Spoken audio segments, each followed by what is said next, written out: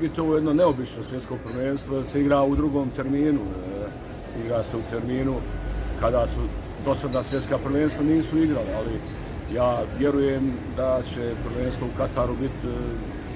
organizovano veoma dobro, jer igra se u zemlji koja je poznata po tome,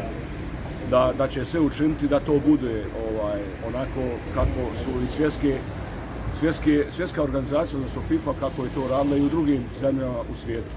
Evo ja s ovog mog mjesta kao neko koji je cijeli život u fudbalu, nogometu, pozivam naše Bosanice i Hercegovce, iako mi nismo na svjetskom prvenstvu, da prati ovo svjetsko prvenstvo i ja se nadam dobrim igrama i dobroj organizaciji ovoga svjetskog prvenstva u Kataru.